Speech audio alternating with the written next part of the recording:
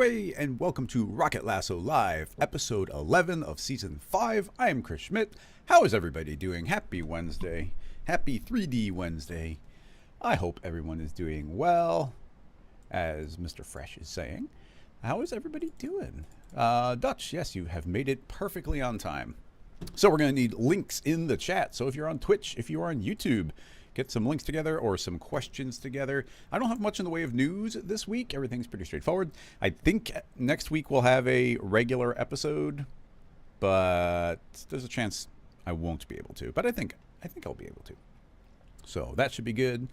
And what else? Oh man, I've been getting spam call after spam call. I don't know. I must have gotten put on some new list.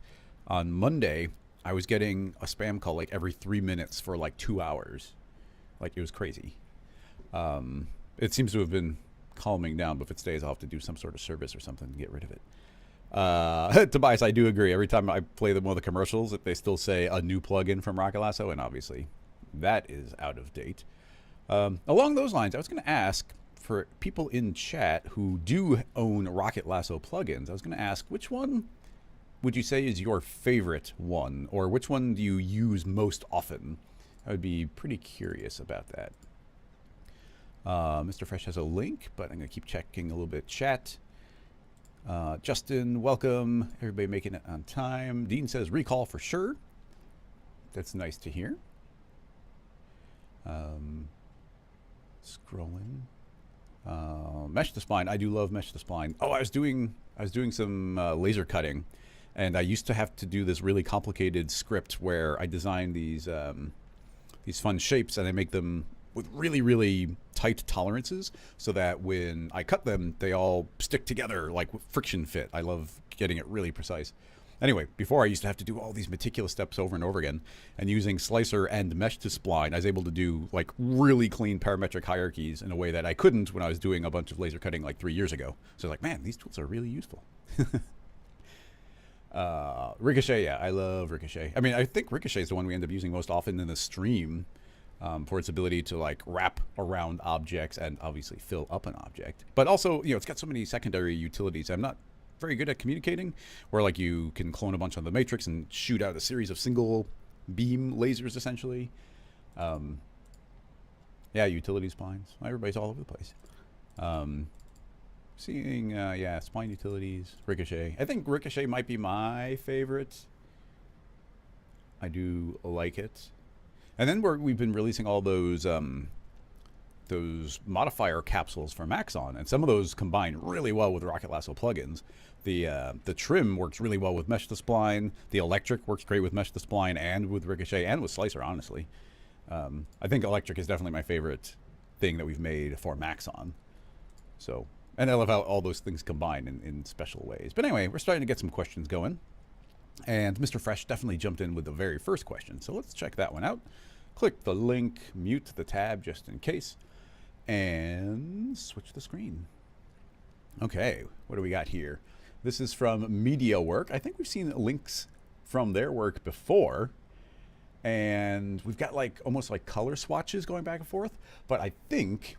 and I could be wrong, but I feel like what we're seeing here is sort of a domino effect, which I bet you we could make some sort of rig that does it. It looks really cool. I love how precise that looks. Do you know what this reminds me of? Let me search for it on the other screen for a moment. YouTube Lego domino machine.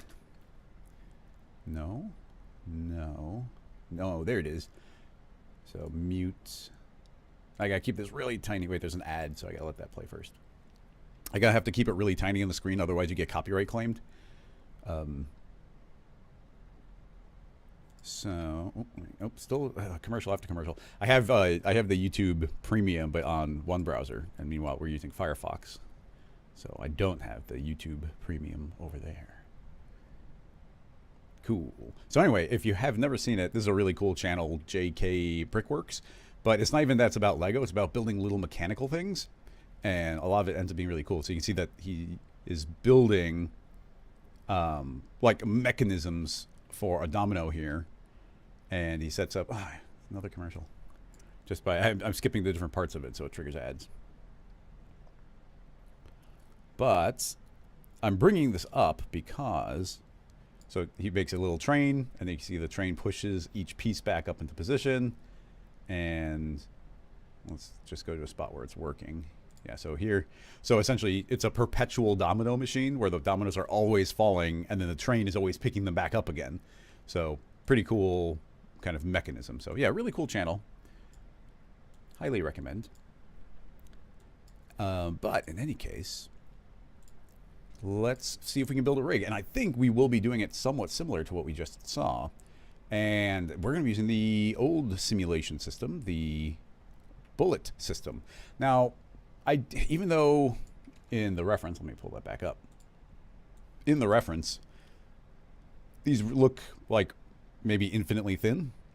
But even kind of realistically, let's pretend there's some sort of like card stock or something, maybe some sort of really thin fiber board. So our simulation is going to work a lot better if we make these as cubes. So, and just because we know simulations work pretty well at a particular scale, by default, we'll keep everything pretty large. So maybe on, these will be huge pieces. So that'll be, let's go 50 wide, and we'll go pretty dang thin. Let's do 2, and we'll go 100 tall. Yeah, that looks about right to me. And then let's see, I haven't tried doing this, but let's try combining this with an axis. So I'm gonna grab a axis, come on browser, load quicker. There we go, axis modifier. And now I can parametrically offset that nicely, just so I don't have to make it editable. And then make it a simulation. So we have to say bullet tags and say I would like a rigid body. And pretty straightforward. Well, before I do anything, I'll make a turbulence force, and my default is usually 55. That's a good amount of strength. You'll definitely see something, and 55 is definitely a scale that if you're at kind of a human scale, you'll feel that particular scale of turbulence. So anyway, that's just to make sure we actually see some movement, because we will keep gravity on. And then we need to create a bullet connector. So it's already on the default type of hinge, which is the one that we want.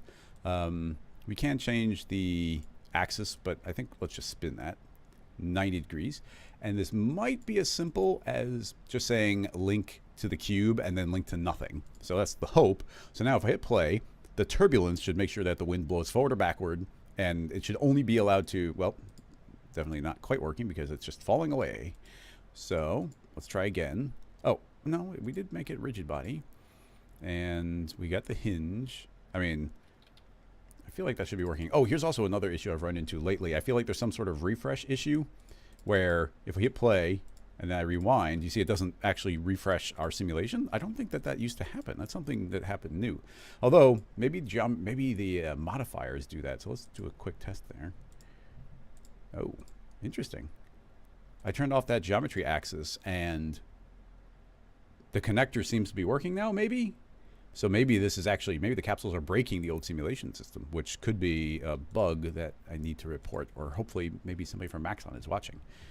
So I got one possible workaround there, which would be put this whole thing into a connect object, don't weld, move our simulation up. Maybe that will work. And now we can say connect that to the connect. Maybe that will bake it all down and work, but still not connected. So let's turn that off. And unfortunately that doesn't seem to be working. So let's simplify. And there's probably reasons for that. There's probably like an order of operations that's happening, that the new simulation system was built to compensate for that, but they didn't do it on the old simulation system because, obviously they're moving on to a new system. The cube's pretty straightforward, so it's not too bad to make it editable. So I'll move it 50 up into the air. So now we're pivoting from the proper spot. Now the connector will connect directly to the cube, and with any luck, there we go. Now you see it work. So I'm glad we double checked. It was actually that axis modifier was creating a problem. So anyway, you can see now that we've got this single object that's going to flip one side and the other. Let's create a floor. You actually have to search for the word floor because I've got Redshift by default and the floor won't appear in the menu, but easy enough to search for. Copy my simulation tag onto it. It'll automatically turn into a collider. I'll move that down a couple units and then visually hide it. So now when this falls, boop, it just hits the ground. Okay, pretty straightforward. Now let's put that into a cloner and keep it simple for now. Let's add just a single row with a per step with a distance of, I don't know, 25? Yeah, let's start with 25. We'll do 25 in a row. I don't think that's too many. If we hit play, some might fall forward, some might fall backward. Yep. And, that makes sense. I was going to say, and one escaped, but this connector should be preventing that. But this actually makes perfect sense because we are cloning the cube, but we're not cloning the connector. So pretty straightforward. Let's put the cube into a group and also make that connector come along for the ride. So it will also be getting cloned in each of the rigs. So just making that tweak, I should be able to play. And now you see they are all stuck in one position. You can already see them falling kind of in the way that I want them to. Let's save this before we go any further.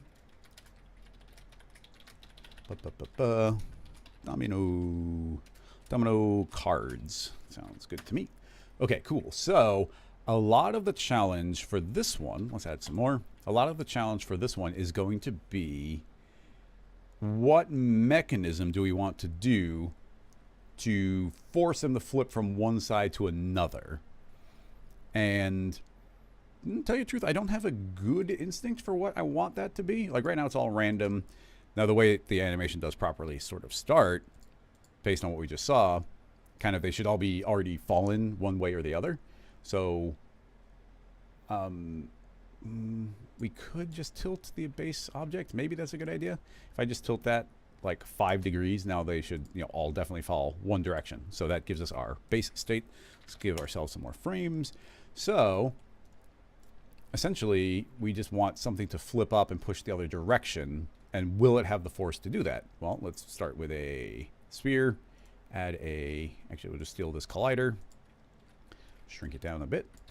Move it over here. And I'll just visually let those fall. And now, can I pull this up and sort of boop it? Well, you can see I could be physically like forcing it. So like, kind of artistically speaking, I'm able to interactively push these. I mean, this simulation's running really nicely, but there's not going to be enough weight to make them want to go one way or the other. I mean, even that, I love the way that looks, like a little bit of force. Now we got a couple additional variables. It could be the friction that's on here. So we could say, okay, don't worry about friction. Bounce friction, let's just say 0 bounce, 0 friction. So if we do that and boop it. Oh, interesting. Like, do you see how everything's like a lot faster now? Because the friction was slowing it down. But actually this makes perfect sense. It's actually really cool.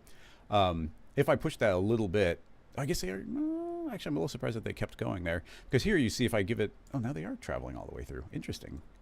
I felt like it wasn't doing that, but now it is. I mean, if that works, and this would essentially be the way I would maybe go about doing it, is just trigger it to flip, and you see it just slowly traveling from one side to the other. So it would be really simple to keyframe something to boop one side or the other. I would be curious if the two sides collided. Like if we, well, is it even possible to collide two sides? Well, some of the, when they flip around too much, it's kind of funny the way they move. But anyway, fun little setup here, pretty straightforward.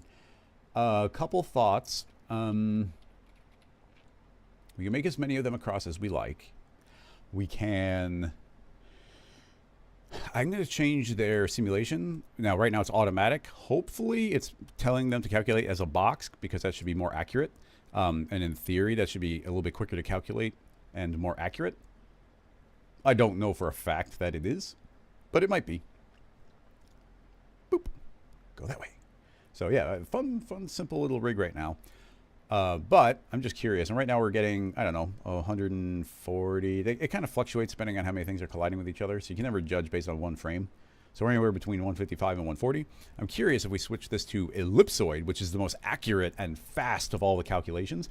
These could all still be treated, as far as their collisions are concerned. I think we could treat these as spheres and they'll still work perfectly. And we might just get even better collisions. It doesn't seem like it's really any faster. Not necessarily surprising. It's a pretty simple setup. I had a couple bad frames there, so that's not too happy.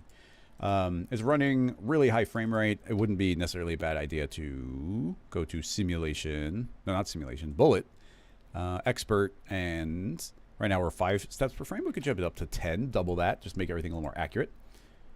And boop, whee. So yeah, we already saw if we change the friction, that might slow it down. We might be able to put an overall friction or a little bit of drag to slow that down if we want. But it also seems to be a little bit dependent on like how hard we kind of boop the corner. Now, what I'd like to do is, what if we can automate that just randomly a little bit just for fun? So let's make, let's say 4 rows if it's still running well. Yeah, we're still above, well, we're around 30 frames per second. We can drop it down if need be. Let's make these a little bit closer together, kind of like the animation. And my thought is, let's make, I think I can just duplicate that cloner. Let's put the sphere into that cloner. It is still a collider body. And all I have to do is say, set that to endpoint. And instead of this being 4 by 50, it'll be 4 by 4.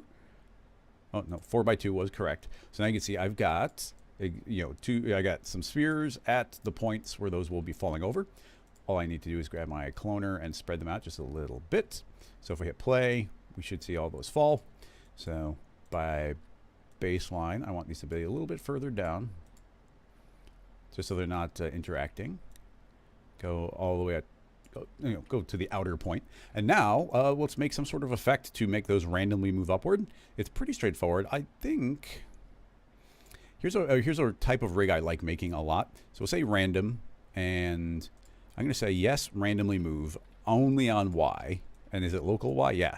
And then so you see those will move up and down. I'm going to say, actually, I only want those to move up. So I'll say min and max. I'll say, well, the min is 0. So now everything can only move up. It's at the top or the bottom. So that should be set to a noise. So you can see these randomly traveling up and down. I would like those to travel significantly higher so I can increase that amount. And now what I would like to do is, this is now, oh, it's random. Yeah, I messed up some of that. Let's delete that and add a plane. I want a plane instead. So the plane, similar things. I want that to move on Y. And what I want to limit it will be a random field. So now that we're looking at a random field, similar things. It's noise-based. Give it some animation speed so those are moving. And I think, yeah, this is now, I think, just purely positive. Yeah, these are just positive numbers. So, very similar setup.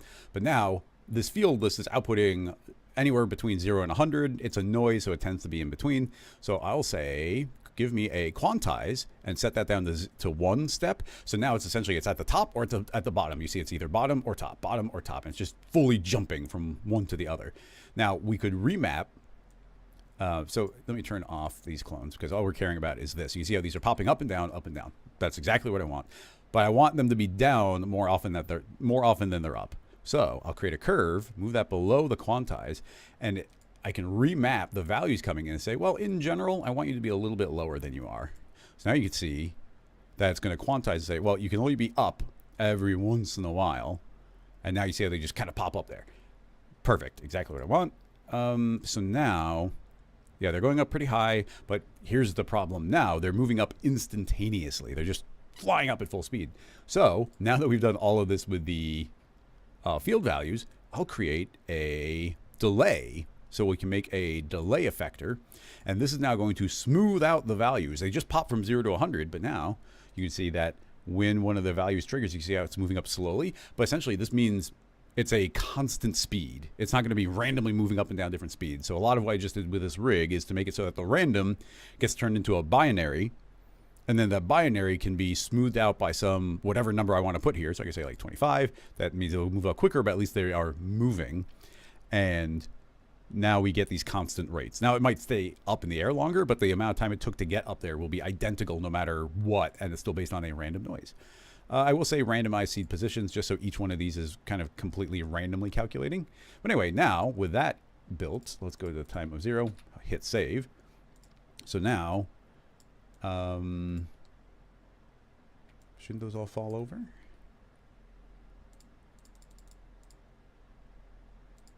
Curious. This didn't get applied there. No, that seems fine. Why aren't those falling? They're still rotated over 5 degrees, are they not? Actually, they don't look like they are. I wonder why they're not tilted over. I mean, it's fine. I mean, just go. It probably would have been better even early on to tilt them this way.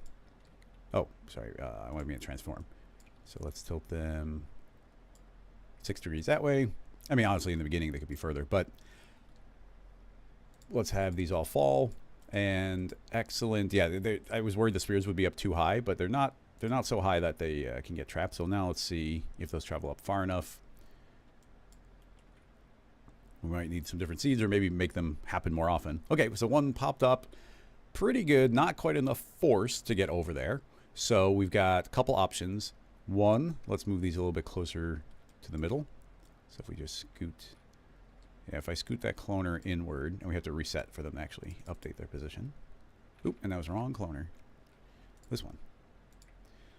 So let's scoot those in. That doesn't need an update. So that's going to give them more force just by, you see, just by moving them that far, that was enough force to want that to flip over to the other side. So now these are, totally randomly getting struck. And what's really interesting is you can actually see based on the physics, it looks like when one strikes, it is, let's see which side happens first. When one strikes, we're having bad luck. I'm going to have it happen more often. So we go back in here and grab my curve and be like, okay, curve, calm down. You can happen more often. So you can see when the flip happens, it kind of slows down and accelerates, not by a lot, but I think it's based on, well, a bunch of cards are pushing one direction or the other.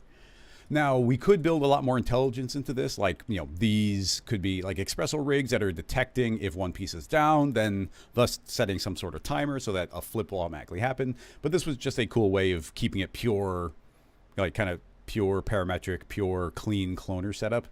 And of course, we could, visually hide those, so we just get these flips happening. Bing, bing. So, wow, that's looking really cool. I'm trying to think of things to change, but I actually really dig what we're seeing. It probably would be nice, it'd be nice if those weren't up, but I'm not going to worry about getting super specific there. This is just my way of not keyframing things manually, and it's happening more often, so we're getting some pretty constant movement. We could create a lot more of these. We could definitely create a lot more, but I'm trying to keep it at 30 frames or above during the live stream. So you can see that we have this. We could make the lengths half as long, and it'd be, I mean, even just to show you, I can just grab both of these and start increasing this count. Actually, it might be per step. Is that working? Yeah. Undo. Undo. Interesting. Okay, so I should set both of these to per step. So now they've updated. So now if we show those spheres, I can now just increase this count and we can make as many as we want. But now with twice as many, it's going to be running at half the speed. But, it'll still work. It's just going to be running at not quite as nice a frame rate. Wee. Yeah, I like, there's this really cute rig. I dig it. So, I will undo just so we can be back in real time. And the last thing would probably be colorizing these. So let's create a, how do I want to do it? Probably, let's rename this one plain dot plus y. And that one can hang out down here. And now with our dominoes, cloner dot dominoes, that can be fed another plane effector. Said plane effector does not do position, but it does care about the field color. Field color will be based again on a random, and we can feed in kind of any value I want. I'll turn on random, so it's purely random on everything. And you see I didn't turn on color, but I didn't do that because now we can create a colorizer and look at the values coming from that random field and colorize this however we like. So, so we can double click on that, and now you can see we're going to be getting fed those colors. If we want to match the reference a little bit more, how would I want to do that? I select all of these, twirl this down, set these to step based. And I don't think we'd want every color, but we could. This is going to be one of the first times I've ever used this interface, but I want to scoot all those way over and then create a purely white material. And now it would be easy to steal a copy of the white, which is why I just set that up like that. And I'm just kind of arbitrarily just eyeballing, trying to get some spacing there. Doesn't take too long. And there, and there, there, and That should pretty much do it. Actually, we don't even need that last one. So yeah. So now you can see we've randomly got those. I can click on my random seed, pick any seed that I like the color of. We could, there's a lot of ways we could set this up in various ways. But now we've got that.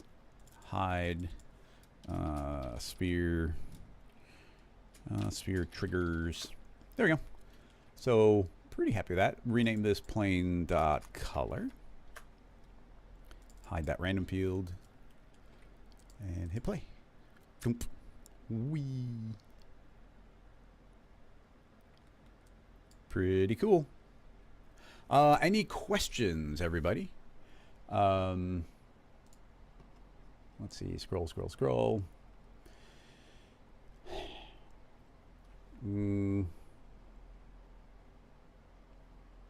Field forces looks cool. Set the color change based off the rotation. I don't think there's any information that we could use to trigger that. Not in the world of MoGraph. Like, there's no reference a rotation.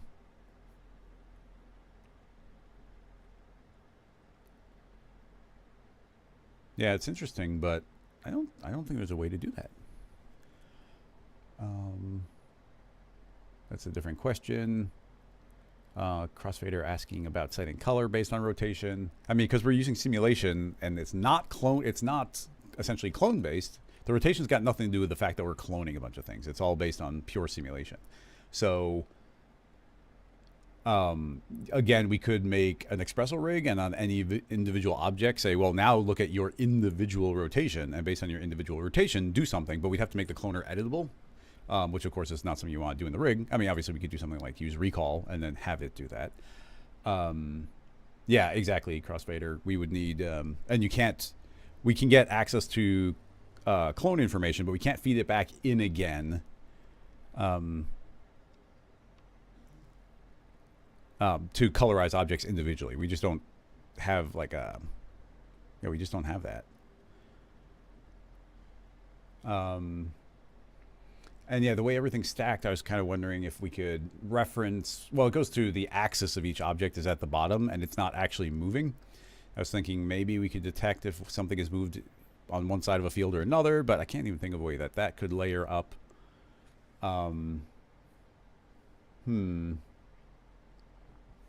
Personally, I kind of liked it all the same color. There's something that looks cool about that uniformity. It might be cool to have one side with one color and the other side with another color, but that's not the question. I am trying to think if there's a way to do it parametrically, but you just don't get that kind of data.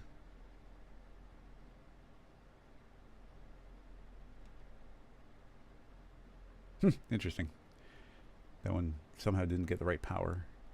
It must have like caught the tail end of one of the spheres moving up, because these should be pretty much moving at a perfect constant rate, because they're all being struck the same.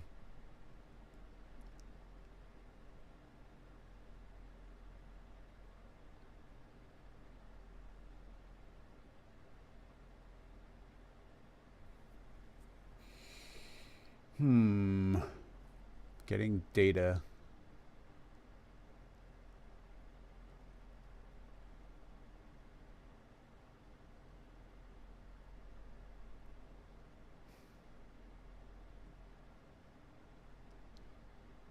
Yeah, I just fully cannot think of a way of doing it without essentially espresso and making the whole rig editable.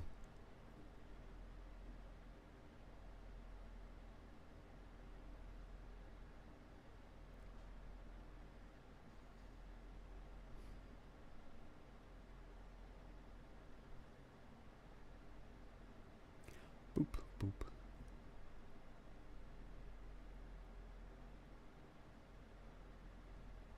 That's really cool, though. I like the rig as it is. Let me check YouTube for any comments. Yeah, Rob, you are correct. Like I said, I just wasn't addressing that. But sometimes they don't fall when they get to the end because a sphere happens to be up at that moment. And I don't, again, for the rig I built, I can't think of a good way of preventing that. That was my cheat for, like, we have automatic animation. If we were keyframing these so they only triggered at a specific time, then obviously we could make sure that they're only happening at those times. But for now, I can't think of any way that they would know that they're not allowed to get triggered, because, as I said, none of these are actually moving. They're just rotating on their axis. So we don't even have that one little piece of data that could maybe give us something to key off of. But, you know, if depending on your framing device, you wouldn't even see the ends here. So if we zoom in a bit, then, you know, they're always working perfectly. Even the way the color gradients shift here, it's pretty cool. Turn on some SSAO. Well, not too much of a difference being on.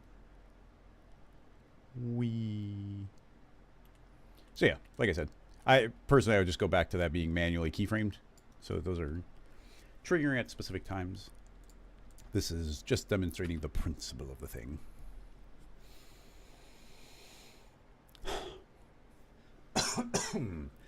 Could you get the hit data so it triggers it to move?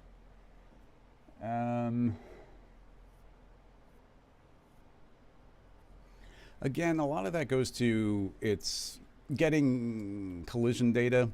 Like, collision data will tell you, like, the name of the object inside of a cloner. I've never specifically tried, but it might give you the name of that particular clone. But then we'd be doing a lot of espresso to be like, hey, that one hit. We need to know the index of that one. If the index ever changes, we'd have to go back and update the espresso. So at that point, you're starting to get not super parametric. And it's like, okay, well, that one was struck. And I guess you would want it to be like, that has struck the ground, perhaps. And it's like, oh, that is now touching the ground, which would then potentially enable that sphere to be able to move up. But even that would be like, well, now we'd need some sort of fall off to be like, well, that one's being identified. So you need the espresso to identify that with that, which might be a manual process.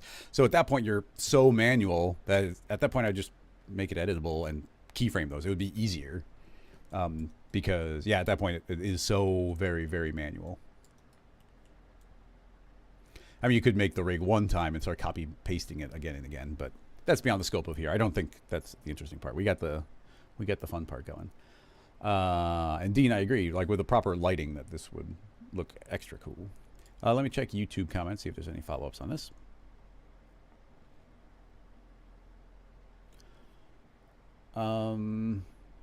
Message redacted. Justin, back when I was asking about which plugin people like, where I discussed which plugin sells the most, they are surprisingly similar, a lot of them. I mean, the older they are, it tends to be the more that there have been. But Mesh to Spline, Ricochet, and Slicer are incredibly close in sales numbers, to the extent that I wouldn't, if I was a marketing person trying to determine what type of tool we should make more of, it's like, well, all of those are so similar, they're all within, like, the margin of error to make decisions. Completely unrelated question. But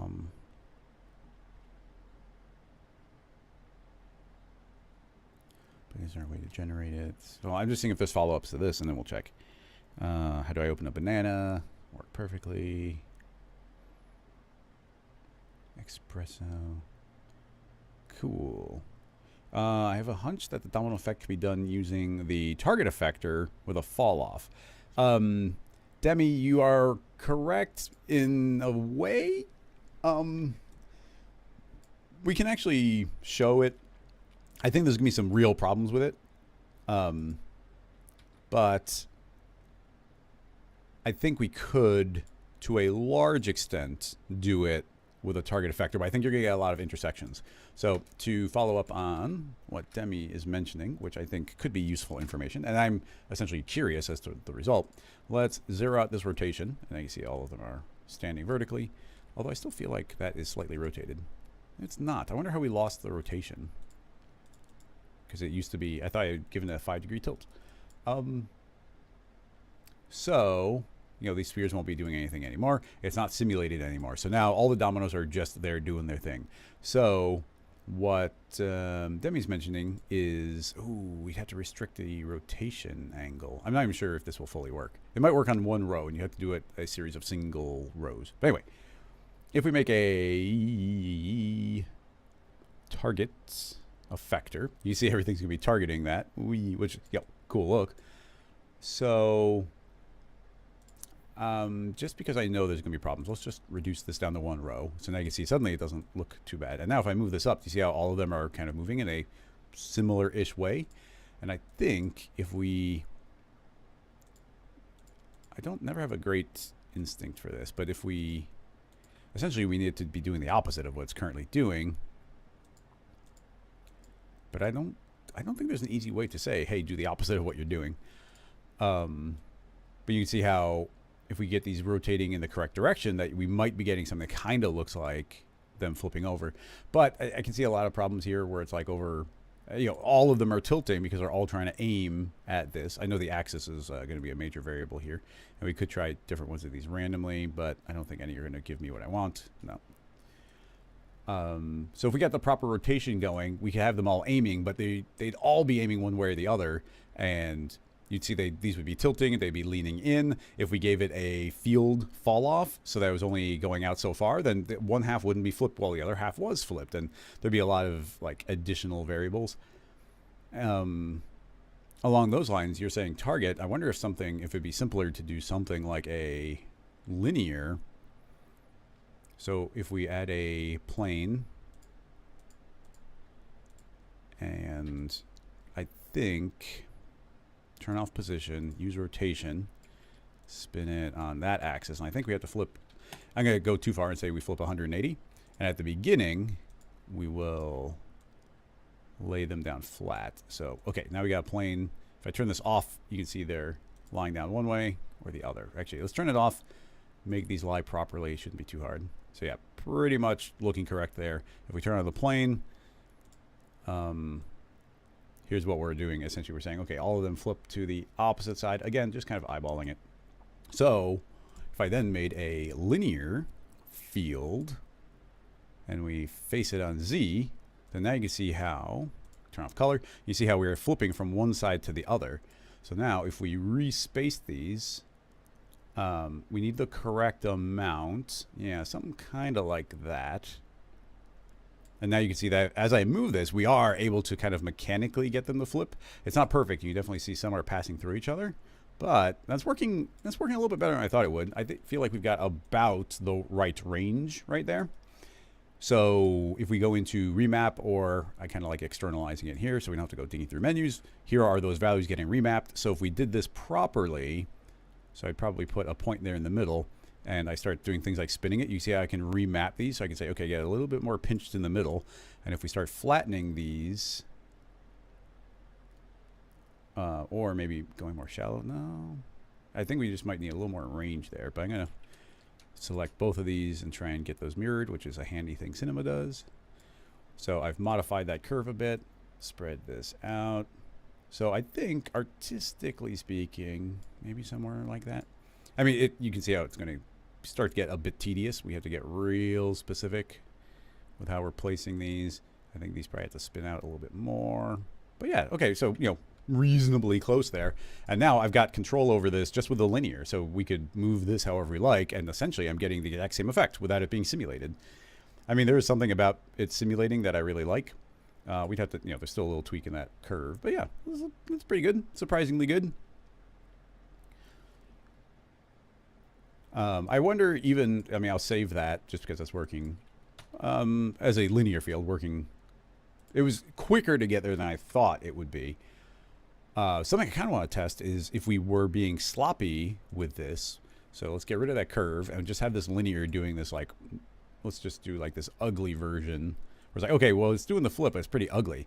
So if I were to keyframe that, let's say at time of 0, we're here, coordinates, go, and I don't know, 150 frames later, scoot it over here, so they've all flipped over there. So of course that would be just traveling across. In fact, we should probably set that to linear. So I'll select those and say linear. So now this should move constantly across. We're going to get an ugly version of the flip. I mean, the effect is still mostly there, but if we then say, okay, yeah, but now make that a simulation. So we say bullet, rigid body, and now here's the hope is Set that back to a ellipsoid. And then under force, I'm going to say I really want you to follow your rotation. So now, yeah, gravity's taking over and simulation is doing its thing, but it's saying, well, I want to do whatever the cloner told me to do. So the hope is that it's going to try and do what the cloner is telling it to do. Well, that didn't work so well. Let's try turning off gravity. Bullet, general, gravity, 0. So now, okay, so now you can see that the simulation is taking over and it's stopping them from passing through each other. But you can also see that there's a lag based on the positional information, because it should be peaking right here and it's peaking over there. But you can see how we could kind of do a sloppy animation and then let the simulation give us the cleaned up version afterward. The stronger we make this follow rotation, the more that should be kind of hanging out near the middle. See, even there, I cranked it up. So closer to the middle. If we put that to something like 5, you'll see that it's going to take a really long time to get there. So that is an important variable. Probably wouldn't be a bad idea to have like really strong linear damping. So as soon as it's kind of out of the force, it's just going to kind of calm down really quickly. So you can see, again, there's kind of a weird hybrid method where we could keyframe these and have very precise control. And even there, that traveled from one side to the other. Took a little bit to settle, but then I could keyframe again and travel. Actually, you can travel like here to the middle and then let it hang out in the middle for just a little bit and then go back this way again. So now we get the ability to start keyframing everything. So let's see if that works. So if you needed something really art directable from a client, you can now see, let's see if that, oh, those probably, the simulation probably fell asleep because I wasn't moving. So let's go to simulation, deactivate 0, 0. So now it should never deactivate. So now everything flips over. And then hopefully, yep, I was right. So now it's going to want to travel back and I go back to, about the halfway point and then travel back again. So now we are art directing it by doing a sloppy job at letting simulation do the cleanup on it, which is a new concept that I didn't really have in my head until my recent origami presentation. The kind of the concept of do really rough animation and let the simulation clean it up a little bit. So, oh yeah, and Crossfader, you are now correct. This does give us the easy ability to add color to it. So yeah, all I have to do is activate color here, make sure the linear field is propagating field color, which we are, and color remap, gradient.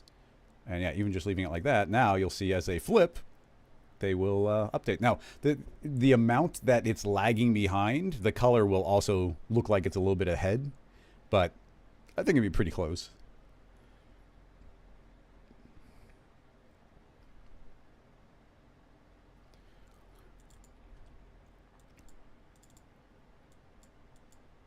Do something like that. So now they will get bright at the peak and then turn green as they flip over. So yeah, a lot of control. You could remap this gradient probably to lag behind as well, so that might help counteract it. But yeah, you couldn't really do that because when it travels both directions, you suddenly have to shift the lag to the other side. So, pick your poison.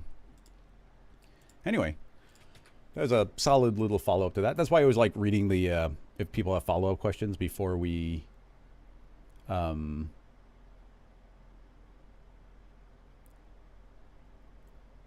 on to another question, because sometimes the follow-up questions give us even better stuff.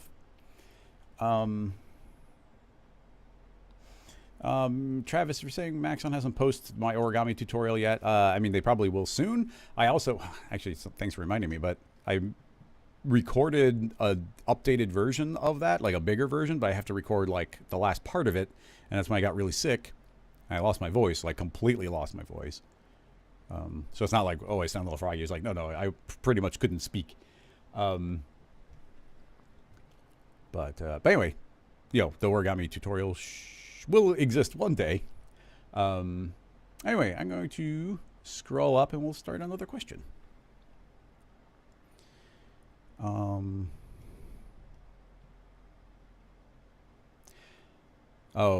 Demi is asking, is it possible to use inside the new cloth to use the mix animation to make a looping cloth animation or reverse a tear apart effect?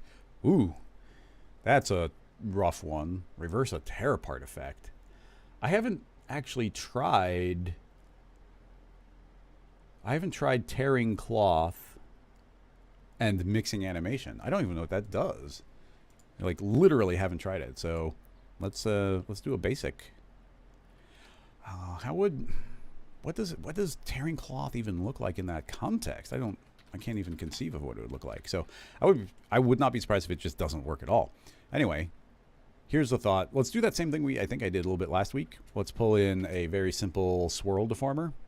Actually, we can do a bunch of different things, but I'll grab swirl because I like swirl. You could probably do a similar thing with twist. It would just be on a different orientation. So the plan here is I want to use the twists capsule made by Rocket Lasso, and I'm going to spin this around a whole bunch of times like that. We can even squish it in with a bit of that pull. So pretty much we need to keyframe.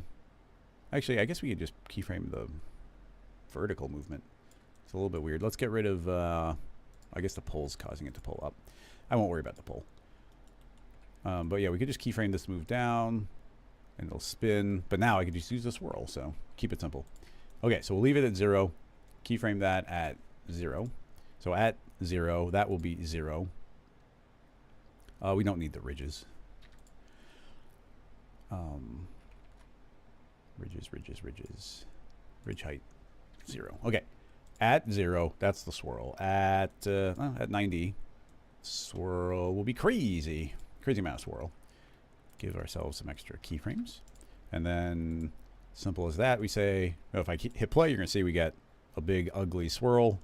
But if we do the magic of adding a cloth tag, and then say mix animation, follow with force, we'll do a force of 2. That should be relatively strong. So now it's cloth. It's going to do the same movement, but it's going to attempt to maintain like all the cloth properties. So yeah, just a nice way of getting crumple. It's happening a little quick right there. We could crank up. If we move too fast for the cloth to keep up, it'll just kind of miss steps. So you see how that's tangling up. But now we get this really strong strength, which means it's trying to collide even harder. So really, it should just slow down that swirl a bit. But anyway, this crumpling is just fine. So you see we get this lovely little crumple. If we say, I haven't done this in a while. Let's give ourselves some tearing. I don't even remember tearing it happens.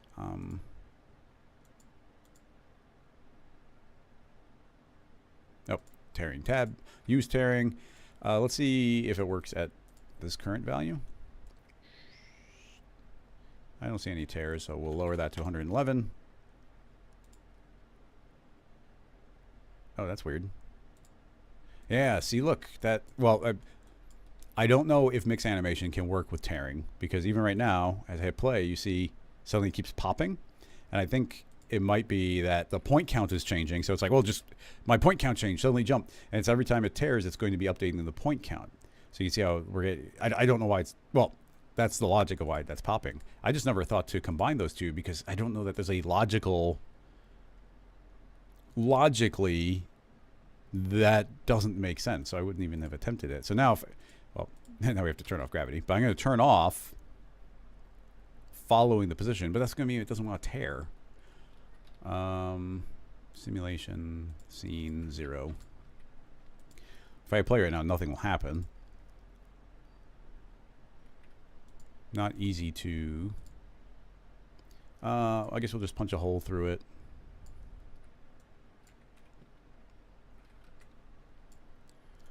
Can I do this simply? Cloth. Actually, get rid of cloth. Keyframe this. Yeah, we can do this. Keyframe that. After a few frames, we'll have that traveled pretty fast through here. Now we make that into cloth that is trying to follow with pins. Actually, we could say 100, but I'll say 50, which is going to be really strong anyway. So now crash. Actually, even that was oh yeah, as the point count changes, it's updating. Yeah, super interesting. That's just continuing to prove the point. So you see, I think a hole just got punched into it, which meant it was like, oh, a hole got punched in, refresh. Oh, wait, my base state has changed because the swirl was keyframed. And every time a new point or polygon is created via colliding, it's going to reset the animation. Although, we don't have any mix on there now. Let's turn off the swirl. This should work. Yeah, interesting. Even, well, actually, that's an interesting tidbit because I didn't have any pins on there, but the swirl being on there is what was breaking it. So is this another, like, the capsules don't refresh properly issue?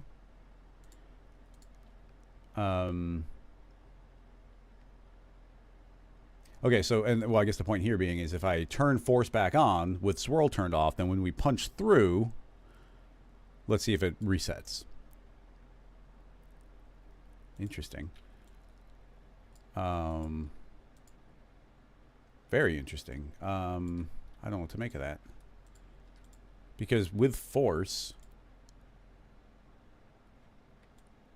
like it's all just freezing. It's not returning to an original position. But like it's different. It's not triggering a refresh, but it does go back to this could be this could be doing a thing where because it's constantly trying to reference, let's say, a point index, but the point index of this object is now different than the original object. So it's like, oh, go return to your point index. And it's kind of like, well, the point indexes don't match. So I have no data to go to. So try and go to where I currently am. And it's just freezing it. That's what my assumption is. I have no idea if that's what's actually going on, but that's my assumption. That would explain this behavior. And it's kind of cool to get like this freezing effect where it's just like if something's not actively pushing on it, it just stops immediately. And that could be based on this force as well. If we set that to a weak force, yeah, you can see everything starts moving back a little bit because there's now a very strong force trying to return it somewhere. And even if it's like, oh, try and return to where you currently are, that would kind of make sense of that. Yeah, so it's constantly trying to return to the state it got pushed into, which is strange, but, you know, gives some other feature. But anyway, long story short, I don't think we can use with force to return to some previously torn state. Now, I think you could use with force to return to, like, to maybe make a looping animation of cloth, but even that turns into like a very, you have to do a lot of artistic decisions to enable it.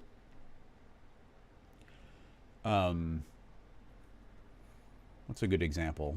Oh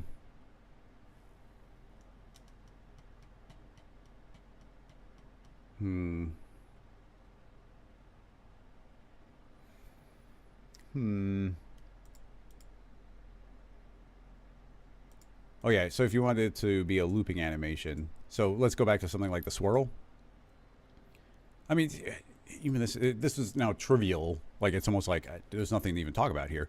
If we reactivate the twirl, we put a really heavy with force, and even it doesn't even have to be really heavy. So now if I were to hit play, now it wants to follow. Oh yeah, the swirl. Is tear still on? Turn off tear. So now it's following the swirl. You see the whole thing's gonna get wrinkled up. But if I wanted to make a looping animation, can we just reverse that swirl? Unfortunately, keyframes don't show up for capsules here, but I think, yeah, it's already done animating by there. So at this point, I'll just be like, okay, just return back to 0 swirl. So that'll give it plenty of time. So now you see it's going to scrunch up, and then the swirl is going to undo itself, and this is going to be like, oh, okay, the swirl, that's the original shape. And look, now I'm, depending on how strong your force is, I'm back. If I hit rewind right now, you can see it's identical, or you know, almost perfectly identical. So that becomes a looping point for your cloth, but you can't do that and tear. If you wanted to do some sort of tearing thing like that, you'd probably have to do a trick where you bake as alembic and just run the keyframe forward and then run the keyframes backward for a reverse tearing animation, just as an example there. Why not? And this is not, well, I guess I could create this as a perfect-ish loop by just timing this correctly. So we let that happen, then we let it unfurl, looks stable, so we say that's 188 long.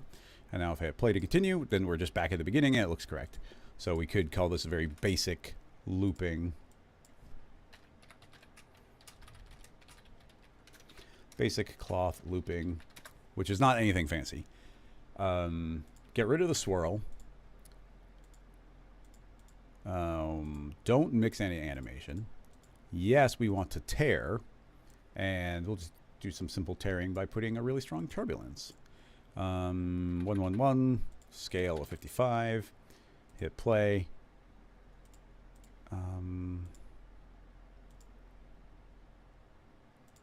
We'll just make it really easy to tear. 101. Yeah, now we get some tears. Seems everything's tearing, flying apart. So, at this point, I would just say you want to bake as alembic. Just go through pretty quick.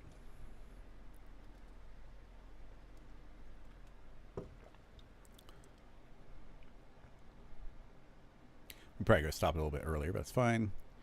So now we have turn this off. We should have an alembic where you see the whole thing gets shredded, tears apart, and then, you'd want to hide your transition and whatnot, but inside your alembic, actually, I didn't even realize, but they've got this lovely time remapping curve. So pretty straightforward to say, okay, that's what my animation is supposed to look like. So with any luck, you're going to see this is going to tear, and then go in reverse, and then go and fix it, fix itself. So it's like, well, not the, given my camera angles and everything, it's not the smoothest animation, but give it a little bit of a curve there, let that slow down, ease out. We probably, right now the animation is happening really quickly. So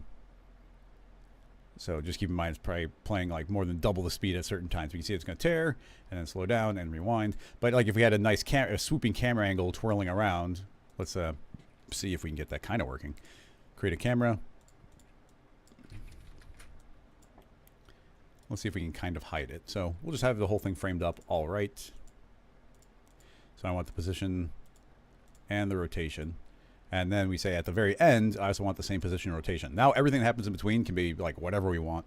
Typically with this type of thing, I would like just pick a midpoint and then be like, okay, cool. Maybe I've flown out and I'm checking out like this piece, keyframe, and then rewind to some other time. Yeah, we see all these swirling around. But let's say when we're near here, I still want to be somewhat centralized. So I'll move the camera, but not too much. Frame up the action a little bit better. So now we can see the whole thing tear apart, and the camera's doing some crazy dynamic moves. And even there, we're kind of pausing here. I feel like maybe we should be doing some relatively fast camera animation. So I'll scoot these frames over, and at the point where it's going to be reversing its animation, like maybe we can do a pretty big camera shift. That's almost a 180 spin. Could be horribly ugly, but now it's going to settle in right around here. Again, frame it up a little bit better at about a halfway point. So I don't expect this to look pretty, but let that kind of swirl around, doing its thing. And now we got a camera move that sort of hid the transition. And now as we go back, we're going to end up with it being back at the same spot, same camera angle, and the animation is back. Just letting the animation do whatever we want. So you can now see that the transition is hidden via kind of a camera movement, even though, it's not actually looping.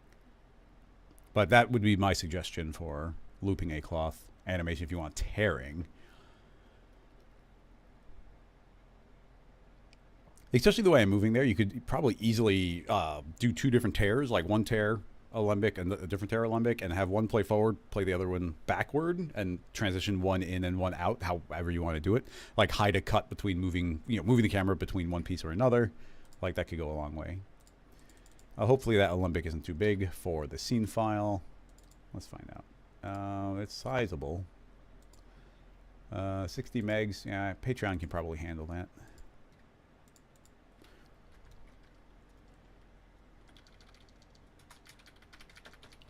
Alembic cloth looping.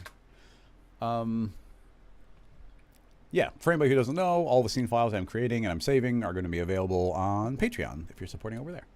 We got lots of great questions coming in, everybody. Keep them coming. If I don't get to your question, then we'll definitely, bring it back again next week. Always good to have too many questions than not enough. Ildar from earlier, thank you. I appreciate it. It's great for edits. Let's see. Somebody's using the Rocket Lasso capsules. It's great for edits. You've been trying to generate paper rips using displacement and noise, but is there a way to generate it so the two halves look like they're both part of the same rip?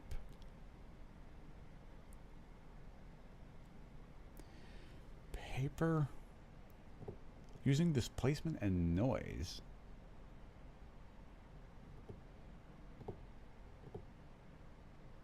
I mean, I kind of don't understand the question, because if you're actually tearing cloth, are you trying to fake it? Because if you're actually tearing cloth, you can manually tell it where to tear. I don't know how well this will work, but if you don't know, under tearing, you can actually feed in a vertex map. And the way it works is a little counterintuitive. I understand why they did it. It does make sense, but it's a little counterintuitive. But you would think that it would be, I'm not even sure what you would think it would be, but if I feed in a linear field, we've got this transition. Where tears will happen is between the points of greatest contrast. So you can see there's really heavy contrast right in this particular spot. Now, if you want to get fancy, we could do a little bit of a transition there and then create a random noise. And we'll tell that to overlay, make it a little bit larger, maybe make it a crazier noise like a Luca. And then I've never found a good way of doing this, but if I just duplicate that a couple times. So duplicate, duplicate. You see how I'm increasing the contrast of that? And then I would go full contrast. So we can say, again, that quantize we used earlier and say 0 transition. So now you see we get this harsher transition. And we go back to the field, change the scale, try and find a nice looking seed. Boop, boop, boop, boop, boop. So yeah, so that becomes where we want the tear to happen, in theory. So then, let's see, we'll make a feed the vertex map in there. And here's the minimum tear path for that. So I'm going to say that's 101. Everything else is going to be 150. So the rest of it doesn't want to tear too much, but where that heavy contrast is, now it does want to tear. So now we've still got that turbulence going. Let's de-link from that camera. So will that work? I don't know. So vertex map, we approximately see where it wants to be. Hit play. And yeah, the rip seems to be pretty good there. Although some other areas. Oh, wait. Watch this. If I click here, you're going to see my vertex map is completely changed. It's like, oh, it started tearing at weird spots. It's like, well, why did that happen? Well, it's happening because this is looking at the deformed points. When I select the vertex map, you can see that this is constantly looking at the updated deformed version of the cloth. And the cloth tag is deforming it. So if we say don't use the deformed points, now it's like, oh, okay, that's what it always looks like. So when I hit play and everything starts moving, you see that the vertex map is moving with it. If I leave this turned on, you'll see the vertex map is passing through it. So very important thing to distinguish between those two things. So hitting play, we see that the tear, tear very nicely is pretty much exactly where I drew that contrast to be. Now we just have one big giant turbulence, which is causing it. There's other things we could do to make that cleaner, like pulling the two halves apart from each other. But going back to the question, is there a way to make it look like the two halves are both from the same rip? I mean, like here, like literally they're from the same rip, so they would have to look correct. I need a slightly more specific description to know exactly what you mean. Munthies has a link to Stracknell, who we've seen his or their work before, and or maybe it's a studio too, I don't even know. But they've always got amazing things. Interesting. Messing around with, well, this is XP, so they're using X particles, obviously. But as far as the effect, what's interesting?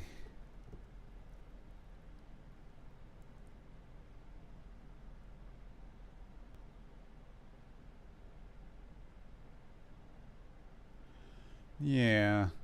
It's hard to even kind of visually tell what's going on. Like it's very abstract. So there's not real life analogs for it. I'm not sure what's going on with these little pinchy areas. Yeah, I'm not sure what's even going on with those.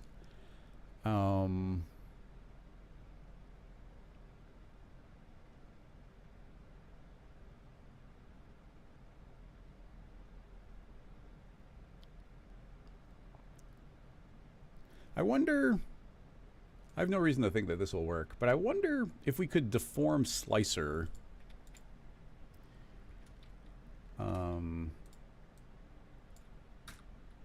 using a deformer, cloth cut vertex map. I can't think. I'm trying to think of how to explain this. Yes, no, maybe no. Yeah, actually, no. I can think of a basic way of doing the first part. But if I were to, no, not that.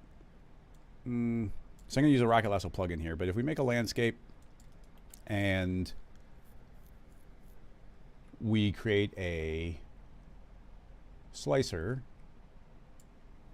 and we tell that to reference the landscape and we visually hide the landscape, you see I can get a whole bunch of cuts here. We get our landscape. We can stretch this however we want. See this big stack. A neat feature of Slicer is we do have the ability to shrink the spread down. Oh wait, no, we keep the spread, and now we go to twirl this down, and then we can offset our spacing. I can zero that out, and I see we get a flat, like the topographical map of that, but flattened it down. So now my question is, via a deformer, can we stick this effect onto there, which I think could give us the beginning of an effect. Would the mesh deformer work here? No, mesh deformers don't work on splines, unfortunately. Shrink wrap is our other best bet. Or is it a surface? I think it's a surface. So if I put that in there, I don't even know if this works on splines. Is the landscape bigger? Yeah. Landscape is the one object that's 600 wide. So let's set that to 50-50. Actually, what's the landscape? Ooh, it's 100 by 100. That's a little high, but that's fine. Let's match it. So, can I tell the slicer to follow the plane? And it's if we hit initialize, I mean, it did save some data. So now the question goes to, if we bend the plane,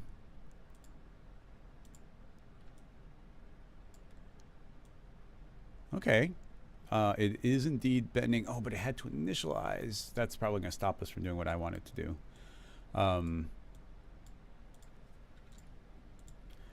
Okay, so if I hide this, you can now see that via deforming this plane, I can deform the bend. What I was hoping to do was, if I were to modify the spacing on the slicer, that it's like, oh, we could animate the way that shape looked, but because there's an initialize step that bakes it down, so it's only going to ever remember the initial state. So is there a different way of doing it? The mesh deformer doesn't work on splines, we know that.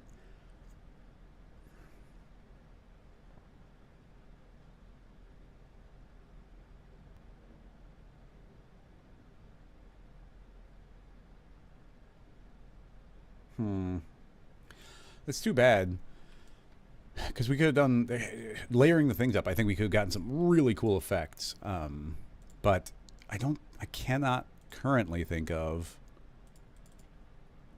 a way.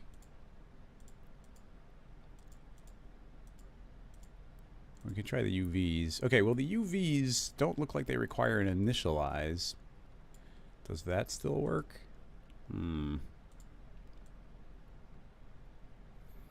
It is XZ. I mean, the UVs should be correct. The surface is the plane. It's going to have really clean UVs. We can offset, but without an initialize, the deformations don't update. Oh, wait, no, maybe it did.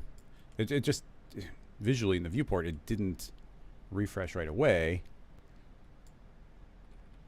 But it did move, so maybe. Something that's kind of weird is the it shrinks it. Do you see how it's like, let me turn that off. You see how it's big, and when I map the UV, it suddenly shrinks. I've never, I guess, oh, it's U. Okay, that's probably why. Oh, those are offsets, but the scale. There we go. Okay, why is it at 0.5? That's weird. But anyway, that should be matching. I've never had a good intuition for the surface because you like UVs and whatnot. They never quite work the way you want them to, but Now that that's working, even if there's a frame of lag, let's see if it, we got a couple different things to try here. 0 angle, keyframe, we'll just have it go back again. So bend 360. No, wait, that'll go from 0 to 0. Keyframe. We're going to need more frames. 222. That will keyframe. Right around the midway point. We'll bend it a bunch. Okay, cool. So now we've got we've got one type of deformation. You see how that's moving. So, cool. Now, okay, here's the test. If I let that start bending, if I go to our landscape and I give it a different seed, will this update and still be deformed in this position? Yes. Okay, cool. We've got potential here. So now that's the proof of concept. Turn off the bend. So how do I explain this? I'm going to duplicate this plane. Delete that. Okay, cool. Slicer. We need to deform this plane. I will do it with a plane set as a dot deform. Deform. Cool. So we got a plane that will deform. It's going to deform based on points. It's going to deform based on the effector's orientation. And give it a noise. We got a couple different fall-offs we'll do. So we do a noise field. And let's make it a lovely Luca, perhaps. Make it really big so we can get some coherence. Maybe Luca's a little messy. We'll do Naki. It's a little calm down. So we can do something like that. So now, one of the points here is that we're getting different hills and valleys, which is cool. But we do, if we want Slicer to work correctly, we do need all of these borders to go down. Technically, I'm not even sure we need to do that.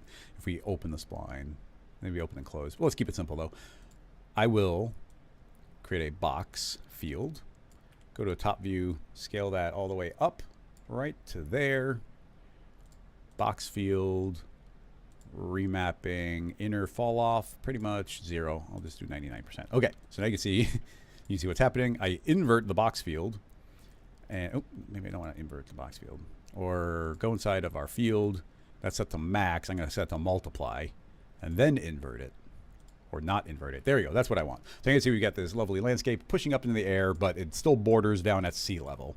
So that means Slicer is, and let me put the spacing back. You can see Slicer, should be viewing that object. So now, hide that original object, and you see Slicer's slicing all of these slices. It should be taller, just to catch all of it. Probably even be a little extra tall. That's fine. So you can see we're catching all of those slices. And then we can zero them out. So now we get all those squished down and we get this. But here's where the point of this exercise was. We can go to our random field and say that you are animated. Let's save this.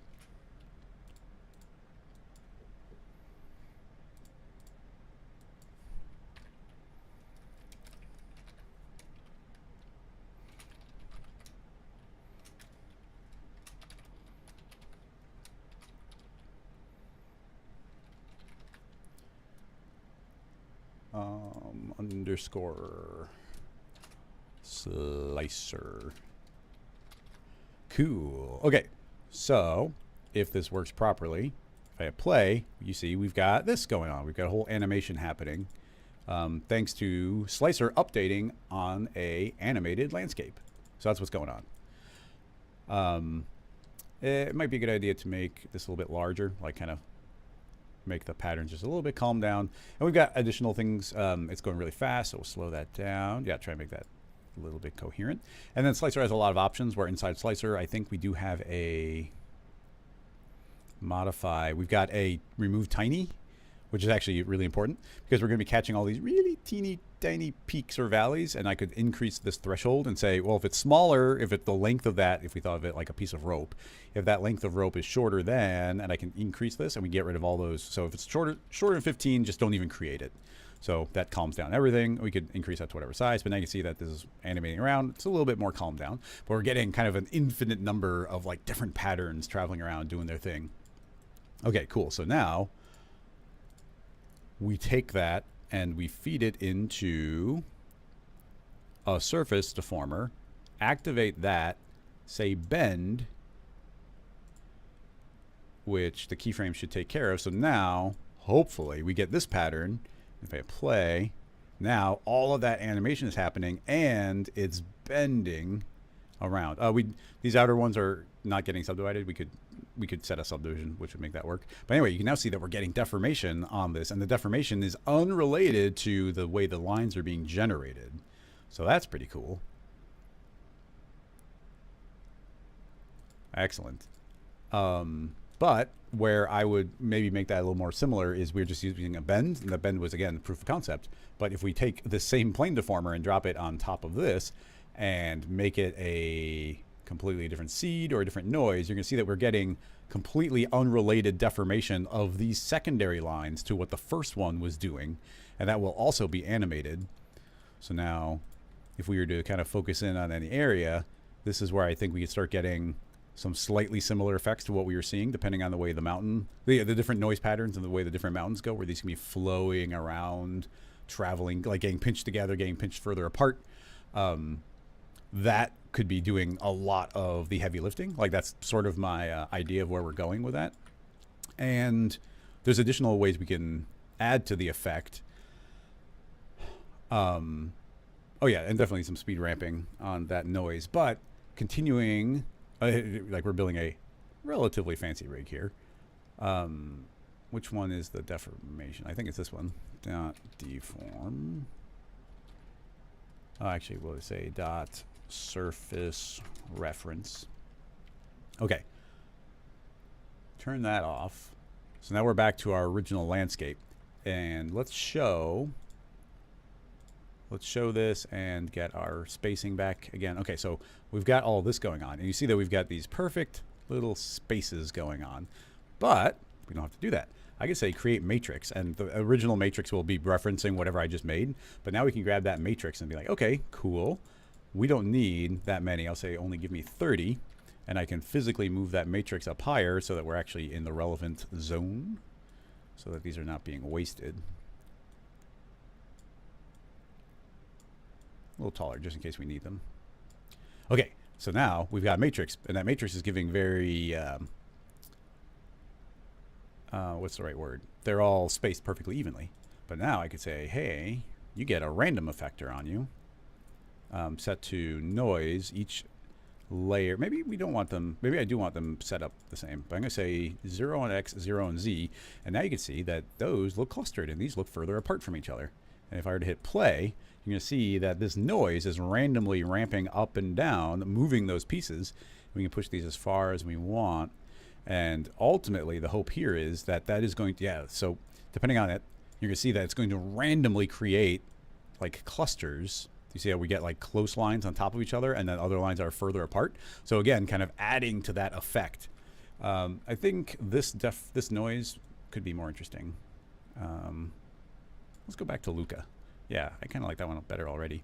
So yeah, doing a Luca deformation on there, and then we can see what's going on. But now, because we're getting those vertical slices, that will translate to, when I go back to slicer, I can say, oh yeah, oh, that's interesting. When you're using a matrix, we made it so that we can't zero out the spacing. There's a level that makes sense, but we probably could have made it that you could still zero out the spacing there. It's too bad that we can't do that easily. I wonder what happens if we try and deform it right now. I imagine, oh my goodness. Yeah, I was gonna say it's probably gonna maintain that height relative to its surface. If we hit play now, it's gonna be super crazy. But if we wanted that to not be crazy, it's not the best solution here, but the trick a trick I often do is we can make an FFD and make that a child of our slicer. I say fit to parent, and then make it a little bit taller, and just a little bit bigger, just to make sure that everything is encapsulated. And then say after, before that surface ever deforms, select all these points, T for scale, and I'll just say, okay, deform them flat. And we can just scale that FFD down to 0. We probably also need to position it at 0, which honestly right now I'm not sure where that is. So I'll just do this. Cool. And now FFD, if it was actually at 0, I think they would actually be down here. So I'll just eyeball that. It just needs to be close. Cool. I'll pull a matrix out. Okay, so now an FFD is doing the flattening for us. Just a little workaround there. And then we take that deformed FFD and then we deform that via something else. And, well, anyway, before I deform that, you can see now what we get is, because of the matrix doing all those deformations, we can get areas that have these lines all clustered up on top of each other, or they can be really spread out from each other. So even without doing any of that deformation, if I play right now, and actually right now, let's slow down this animation like a lot, like 1%. So now you can see that let's even say 0. So now that landscape is not animating at all. But what is animating is the slices that we're chopping through it. So it's almost like we're scanning through the landscape, getting different like resolutions and layers. It's a little quick right now, so we can go to this random, and it is also animated. So we'll drop that down like 25% speed. There we go. So calm that down. Now you can see how we get these different slices, different resolutions, and different details as it goes. So that by itself, pretty cool. Slicer, I mean, there's so many different abilities Slicer has. It does have the ability to smooth out a little bit. So we could say, hey, smooth at least once, and now you see everything gets like way more rounded. You got to use that with a gentle touch. Because if you go too far, they're going to, they might start intersecting because the point counts aren't even. So utility splines might actually help with that a bit. But anyway, now you see that these landscapes are kind of getting the scan, traveling through them, doing their thing.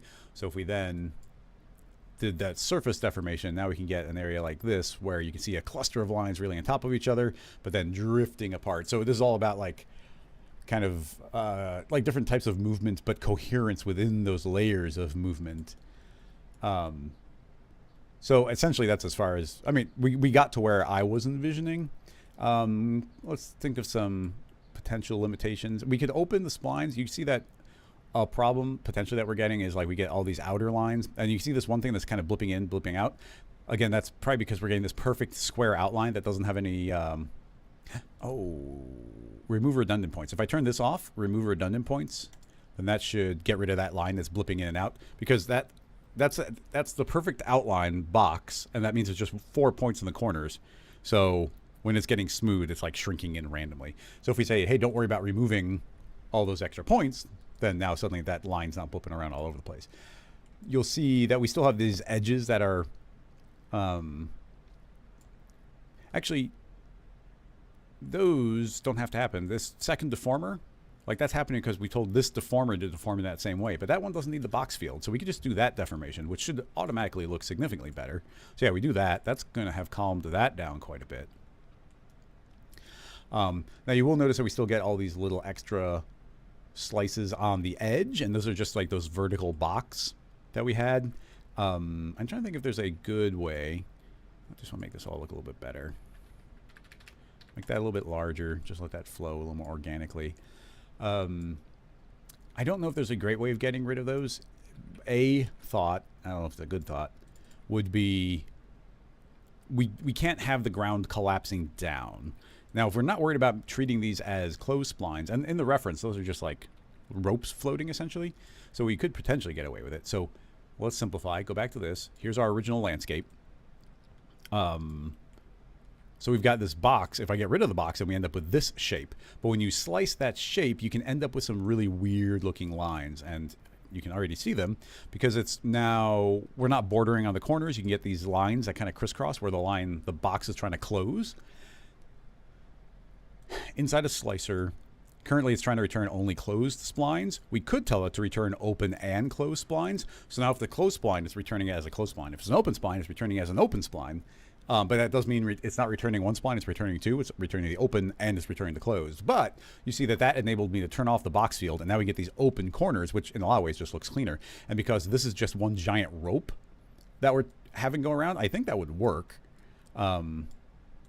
So yeah, you can see that that's actually working surprisingly well. I'll tell Slicer don't, man, we've got a setting for everything. Here's preview cuts. I'm going to say don't show the preview cuts, so that's just a little more visually clean. Yeah, now we've got that going, and now we can turn back on this deformation, let all these lines travel. Should be pretty coherent. Actually, there's some weird, oh, that's interesting. You see how there's kind of like some popping going on right there, but it seems like only half of them go and half of them don't. And that could be the nature. I said we're returning 2 objects instead of 1, so it almost feels like one of the objects is getting blipped around a bit and the other is not, even though like the overall effect is working quite well. I'm pretty pleased. And just before I could try and troubleshoot that, but keep in mind, like, we've got complete control over what's going on here. Like right now we're just feeding in big giant Luca, but if I grab that original Luca deformation, which I think is this one, and we start stretching it, so we got X, Y, Z, so let's say we're going to grab Z and say that should be 10 times longer, we should start getting some very vertical lines. Like we get all these stretched across and hit play, and those should just continue to work, really nicely. We still got those lines blipping. It's less visually obvious, but I wonder, and I don't know if it'll work, but a thing that Slicer could do is right now we are saying return the open and closed spline. But right now it's returning the open and closed, which means if we make it editable, it's actually a null with 2 splines as a child. But we compensated for that because we are like, well, sometimes people might want the open, sometimes they want the closed. So we say, actually, just return the open spline. So these are all the lines that were open. And then we can duplicate the entire rig and say, now return only the closed ones. So you actually got the open, you've got the closed, it's 2 separate objects. And maybe that won't confuse the surface, but maybe it still will. I don't know. Still the closed splines. It could be that the UV is attempting to grab. Oh, yeah. That makes perfect sense to me now. So it goes back to my not intuition for a surface deformer. It is attempting to grab every child that it's affecting and take that child and stretch it out to be the maximum UV everywhere. But this slicer, especially the inner one, this one, like sometimes there's a line that's not quite catching the corner. Like right now, it's like, oh, there might be a little bit of space in between. So whenever there's that gap, it's going to suddenly stretch everything to try and fill the entire spacing. So I'm trying to think of a good way to get around that. Pretty much it just needs something always in the corners, or if the surface has there's no setting specific to it. We'd probably need some sort of initialize for that to be the case. But if we just fed in something that's like that size, so if we, maybe, I don't know if this will work, but if we just said 600, 600, and then drop that inside there, like, I don't know if that will do it by itself. No, that's not being treated as the same object. So we'd have to then put this into a connect. Don't need to weld. And then those 2 objects are getting welded together.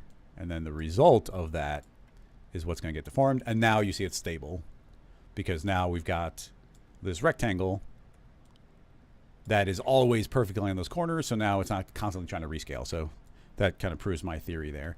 Now, unfortunately, we can't hide that. It's just kind of stuck there. So an alternative would be like putting like 4 little tiny points in the corner. Like that would also work.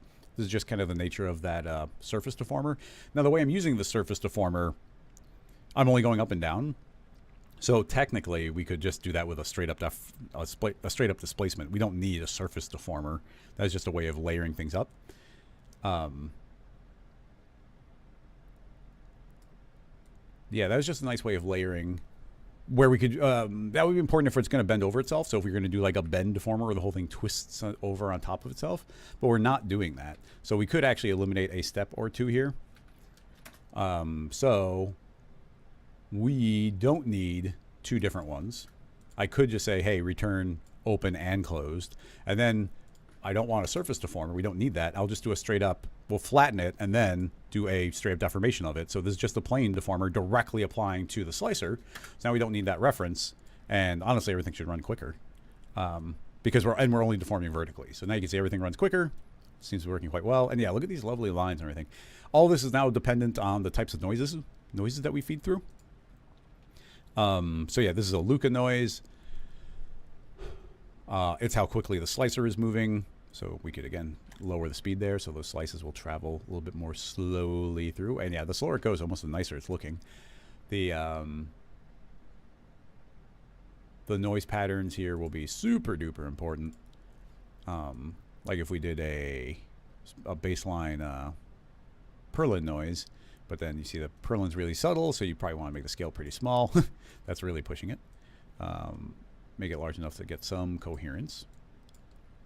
I feel like that one could be, this one could be actually animated relatively quickly, because that's not where those line dependencies are coming in. So yeah, now look at that. Now we're getting some interesting shapes. So now if we were to kind of get, you know, the nice looking patterns, go to particular spots and look at how the lines are kind of spreading out from each other, moving in, keyframing some of the animation potentially so that the patterns are changing in a more controlled way. I don't know for sure, but if we turned off,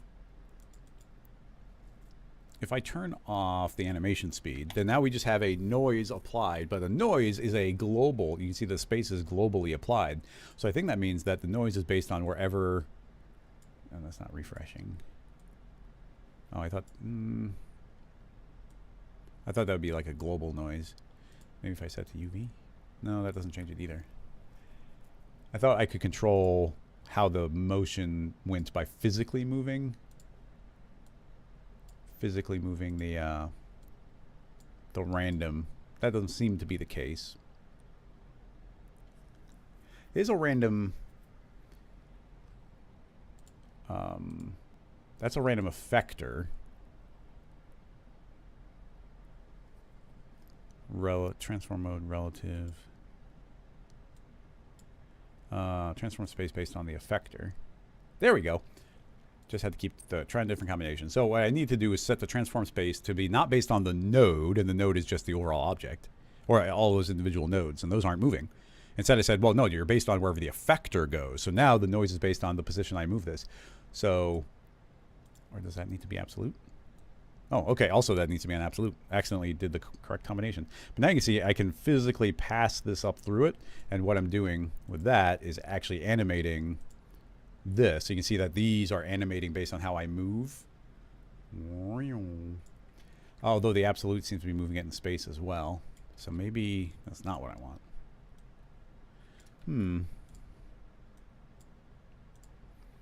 I thought essentially I want that to pass through. It's not quite cooperating. I'm just trying to think of a good way of progressing noise through there. I mean, there's other ways of deforming it, but I just wanted to get a little bit of like time remapping on there. It doesn't seem like it's going to cooperate. And I can't think of any way that wouldn't take a little bit longer than I want to take. So I'll just kind of ignore it and put this back to a slight animation speed. And so, you know, and again, all these close or far apart slices are all determined by how this matrix, all these clusters of matrices are moving past each other. So when we actually ultimately look at this final rig, you see that there's very little actually here. We did a couple of fancy things to get here, but the actual layering, the final object count is we only got 9 objects. Nothing made editable.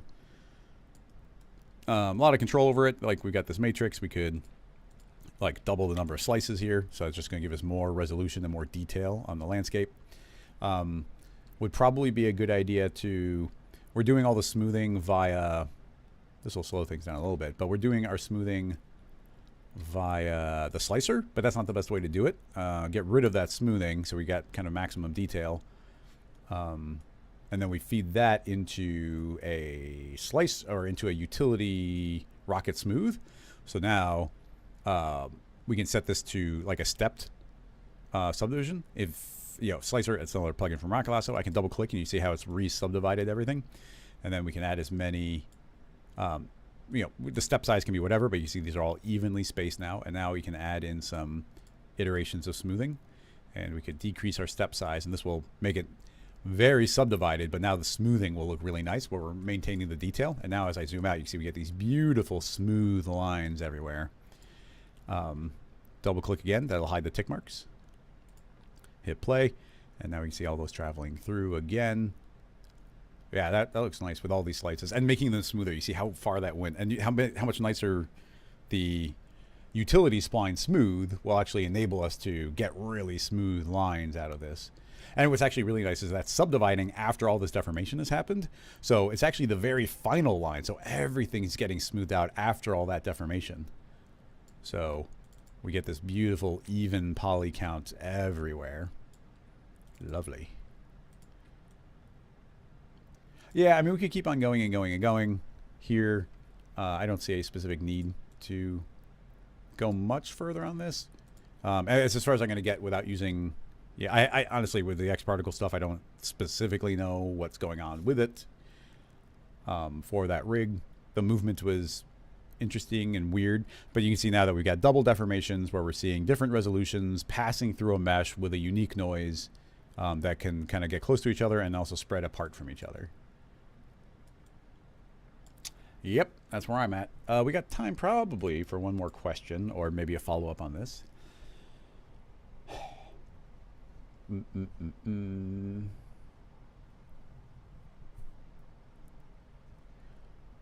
Join the Slack. Thank you, Tobias. That's a fair point. So if you're not on the Rocket Lasso Slack channel, I'm putting a link in the chat. You can go and join for free and hang out with everybody else.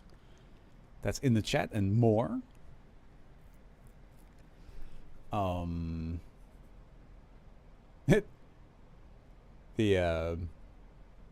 gonna allow the thing. But yeah, I don't know if I did specifically address the video, but yeah, we have done some crazy stuff with this rig. Like there's some weird layering and techniques, and I mean it does go to, I don't want to, the word Nick used to use was gotchas, and I don't consider anything we just did a gotcha, but there are very specific behaviors and they're very logical for why those behaviors are there, and we had to address them and work around them. And you know, even with all that work we did with that surface deformer, it turned out we didn't even need it.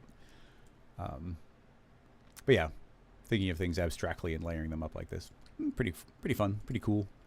You know, we got this landscape here, which is the basis of everything. Even that we're not animating that right now. Let's go and give that even just a little bit of animation, and that's going to start looking pretty different as well. I wonder if I'm going to turn off the randomness of those moving up and down, and now this is purely the landscape animating. I'll go a little bit fast. Actually, what happens if we go like really big? Yeah, I guess the slower the better. So now we're just, yeah, now we're just slowly animating that. That looks significantly more coherent for that layout. Yeah, look at, oh, look at these like weird flowing ridges and stuff that we get. What's cool too is that like these could be related to each other. Like we could have one deformer be referencing the same noise, so like the patterns could be similar but potentially different or smoothed out again after the fact. Even here, I guess a smoothing deformer wouldn't work. Well, smooth itself is going to be doing the work there. But like we get, we're getting kind of this, you know, all of this going. It's Luca. Luca can be kind of messy, but we are referencing the final version of that mesh. So if we made a smoothing, put smoothing after it, and even just doing like a single iteration of smoothing, you see that's going to take like all these really sharp edges off. Just calm everything down a little bit. And that can have a dramatic effect to make the final result just look a little bit more controlled, a little bit smoother as it's going. Yeah, lots of different noises, different ways of layering up. Pretty simple scene and setup there, but I like it. Pretty cool. We'll save that as another version. Why not?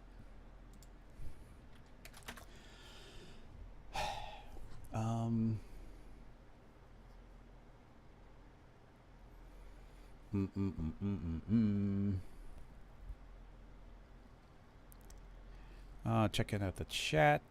Checking out the YouTube chat now.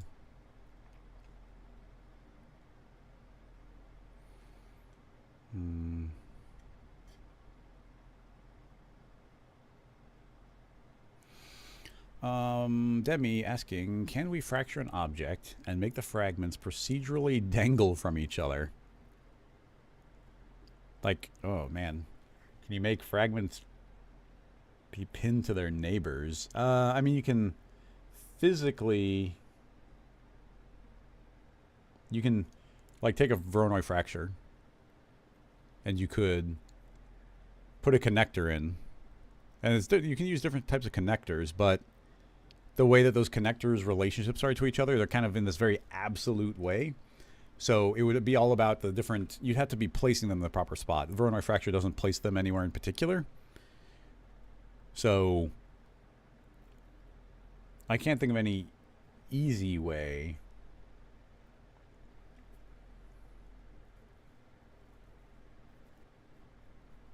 I mean, it's almost like I know what you're saying, and I'm going to do like a slightly modified version of what you're saying, but so I'm going to visualize the problem, but I don't have a solution. If we put this into a Voronoi fracture, and yeah, even here, keeping it as simple as we can offset our fragments a little bit. I think your basic idea would be, and maybe even with no gap, but kind of be like, oh, what if we kind of made a connection from there to there and a connection from there to there, and then we let them kind of have that relationship, and maybe they can drift around, or maybe there is like a little rope going from there to there and from there to there, and like little rope connections going on. Could that do something? Having said that, an idea did just pop in my head. There could be real limitations to it, but let's say we did this, and now we want to make essentially little rope bridges that are interconnecting. I don't know if this will work, but if I say invert, let's hide this. Now look here, I've got the opposite effect. So now we got all of these. So, oh no.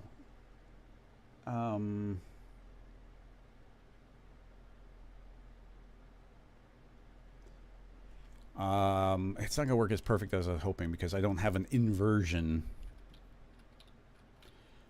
With this fracture, I could say hull only. So now we only get this outermost part.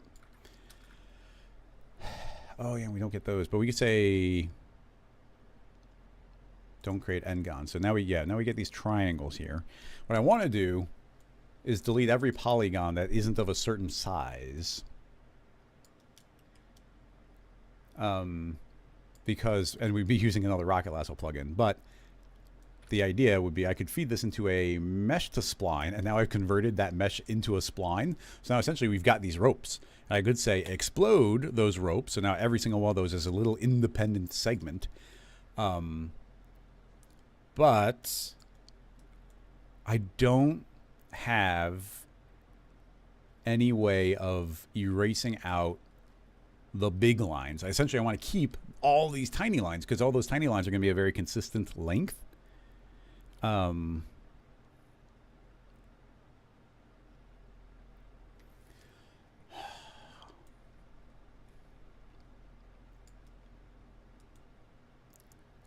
mean, we could just do it with these extra ropes, but I don't want to. And it sucks because if we a thing we do have, but it's not what we want. It's the opposite of what we want. There's no way of getting around it. Is I can put this in the smooth, and the smooth, even if we say no smoothing, there's the minimum length. So you can see that's actually going to get rid of all the tiny ones, but I want to keep the tiny ones and get rid of the big ones. But there's just not a setting for that. Because yeah, if we could kind of invert this result, which there's just I didn't build that functionality in, but then we could just end up with these tiny little ropes in between those connections. Now we can do this with all of these. And then I would still feed this into a, I'll put into a smooth because why not? But I can double click and say, remap these as a step. And now you can see all of them get subdivided. Oh, and also say don't erase out any. So now you can see we get all these tiny little lines interconnecting everywhere. With a bunch of subdivisions. So double click. Now we bring this mesh back, and now you can see we got these little lines interconnecting. But like I said, we still got those big ones. I cannot currently think of a way of getting rid of those. So let's bake this down as a single object. I don't think there's a setting for that, but we just put that into a connect. Don't weld. This is going to be returning as a single. Actually, they're exploded, but there's still one object. So then, can we make that a cloth simulation with 0 bendiness? And there are very few polygons. And if we increase our simulation steps to like 50, it's going to be pretty stiff. Oh yeah, and let's not forget, we've also got the lovely soft body setting. So we turn this on and we get these interconnecting lines. So if we make a couple of extra with like lots of randomness, then that's going to add some additional structure. We'll say 0 softness, so it should make those pretty rigid. And And then we got rope. So I'll say simulation rope. And now we got all those ropes. Now keep in mind, these will be colliding. No, I can't think of a way around that. But I would like a sphere. And that will be a simulation collider. Okay, so now, well, let's just see what happens. Save.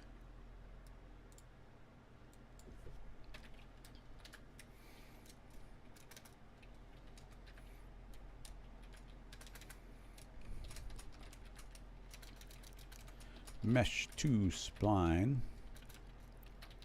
And utility splines. Close. Connect a fracture. Okay. I just want to see what this does with no connection. So I'm particularly paying attention to these ropes, but let's hit play, see what goes on. Boom, all the ropes explode. These pieces kind of fly apart. You see they are behaving pretty well as rigid bodies, in spite of being soft bodies. Let's say that it's only colliding with the front. That might stop some collisions. And then let's try and do some rope connections. Maybe a terrible idea, but let's find out. Connector. We'll update live. And instantly you can see all these connections were just made. So these did interconnect with each other, but also, actually no, not with each other, because they're not connecting the same object. So they're all connecting to this cube. So those have become connections. Now, the box is going to be overwhelmingly heavy as compared to these ropes. So I am going to go to my box, or maybe doing the rope. I don't know how the rope calculates this type of stuff. But it's got its mass, and I'm going to say that these ropes are 100 times heavier than you think they would be. Because we want to try to maintain some sort of connection here. So, hit save, and hit play, and, oh, okay. Hey, look at that. Not bad. Not bad at all. Now, we are getting these extra ropes, but keep in mind, we don't have to see these. We can just act like those are just invisible connections. So now, if I play, you can see that, oh, look, all these have kind of a soft relationship to each other. Let's push it. Well, what else can we do? Inside of those ropes, we can say that they're very bendy, and we can say that they're quite stretchy, and hit play. Okay, you can see that kind of sync apart. Let's say they're extra stretchy. I'm not sure what kind of influence these have. Let's say that the mass is a little bit weaker. The heavier mass seems nice, but let's go back to 1. Those are holding it together really well, more than I would think they would have. Okay, so a lot of mass, bendiness. I mean, very bendy. And I'm going to keep on making it stretchier. Maybe there's a... I mean, they are very short. Okay, they are stretching a little bit more now. And also we could say that let's get rid of the stretchiness. And then let's just say that the target length is twice as big as it currently is. So yeah, all those ropes are now twice the length. So now they can be further apart. And let's say that they're 5 times the length. Their really heavy mass is having some strange effect on it. But yeah, now we have built a relationship between all of them. Now let's keep in mind that we are... Ooh, interesting. Oh yeah, all the ropes are really long. That makes sense. But it does go to... I would be a lot happier if we were not getting all these long... These little ropes could be doing a lot of things that we're just not able to super acknowledge. You know, in a lot of ways we can kind of ignore them. If we just had the tiny ones, this would be going much better. But... yeah, we do have those loosely connected. Now, can we combine that now with some stretchiness? I don't know how far those numbers need to go, because none of them... Okay, oh, now that seems very stretchy. Okay, well, there's definitely some energy getting introduced into the scene. There's some cool effects going on, but it's not very controlled. But as these are getting tangled up and ripping apart and pulling all over the place. But yeah, you can see that these do have a bit of a relationship to each other. It having less stretchiness seems to make things a little more coherent. 0 friction. Even the radius, 0 radius. I guess you can't have a 0, but we go small. That calmed it way down. This radius, I think, was causing us some trouble. So with 0 radius, seems to have calmed it down a lot. So now let's try adding in a bunch of that stretch again, see if it's still freaking out.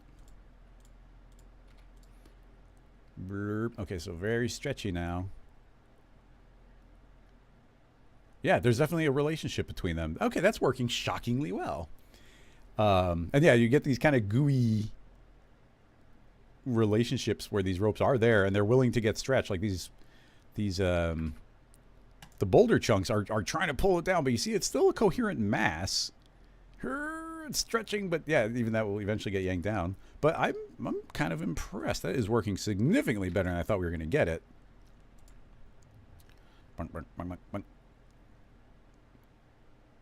Yeah, look at that. That is a very controllable series of connections between everything. And parametric, no less. And I'm shocked that all these extra ropes that we're getting are not creating a problem, really. It's doing some interesting things, but I wish I wish I could visualize to you, but essentially I don't think those are like doing anything. Those are just there. It's the connections between all of those corners that are actually doing all the work. Those are just kind of a visual secondary effect. But I think you get some pretty cool, like, goopy looks from this if you wanted to. If we made a volume builder. And let's feed in, I guess we'll feed in both. Why not? So we'll feed in, well, let's make them children. Sometimes the volume builder doesn't, like, update correctly. But this actually seems to be doing okay. 5, 11, 5. Mesh it. And then some expanding and some blobbing, like if we dilate in the road, inflate those out a bit. Or I am kind of a fan of the open and close. So if we start saying, yeah, close based on some radius, you'll see that those will goop in to each other a little bit more. And then the way I usually like to do it is add a smoothing deformer. So after those are made, smooth it out a bit. You don't want to go too far. So you just like add in a little bit, round those all out, make it look a little bit more goopy. I don't think it's going to play back amazingly, but yeah, too much smoothing is making the lines really thin. Beep, beep, beep, beep. But yeah, really interesting relationships we've got between those objects. Who asked a question?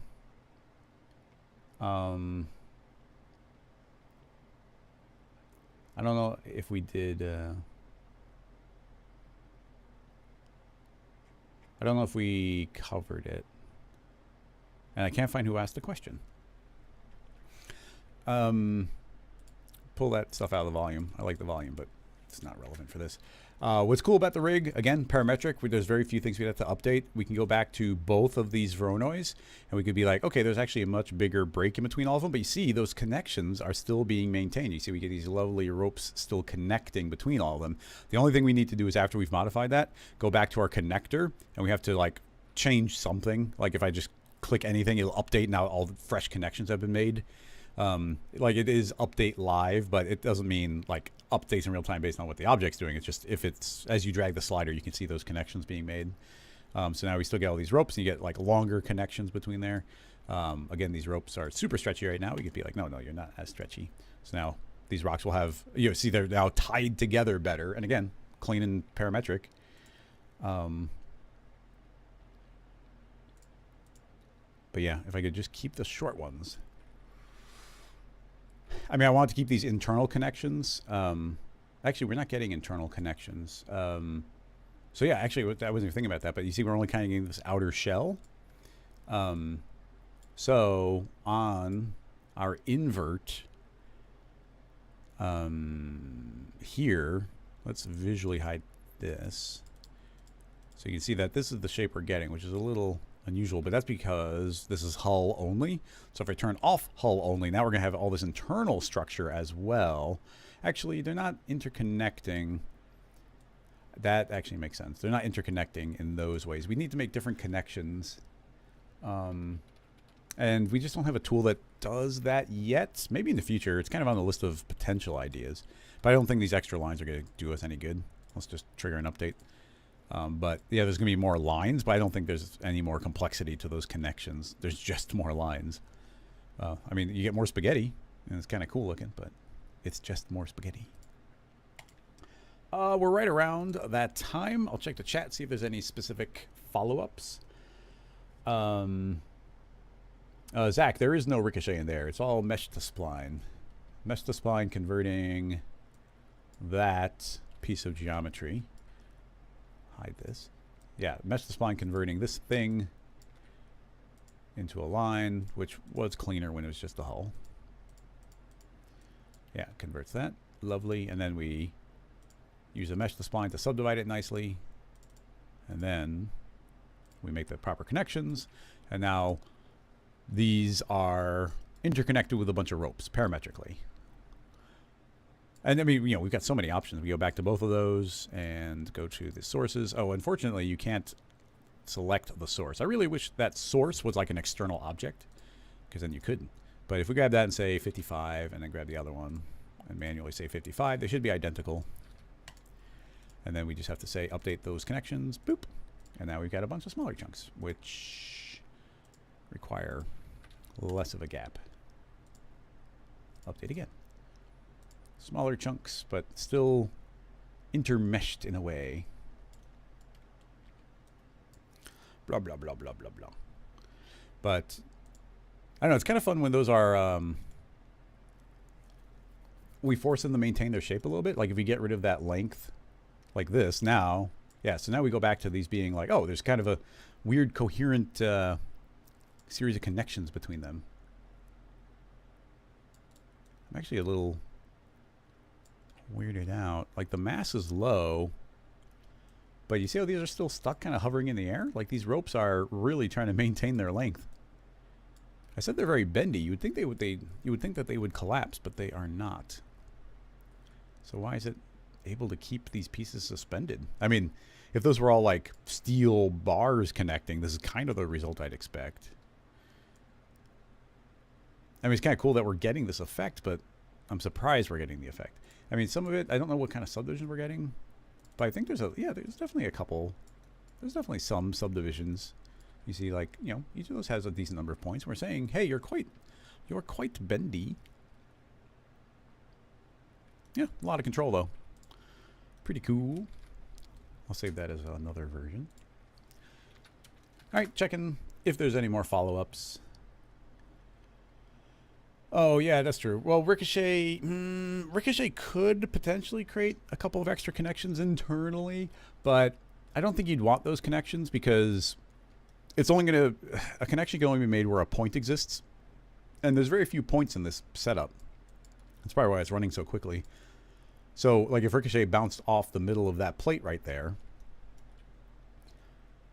there wouldn't be a connection. So you just have, like, a bunch of spaghetti inside of it.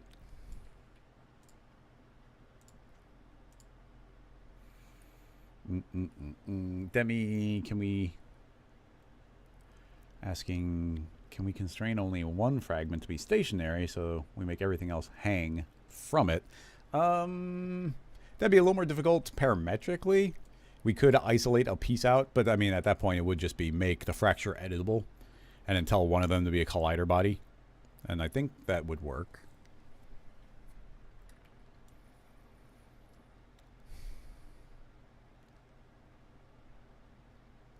I think.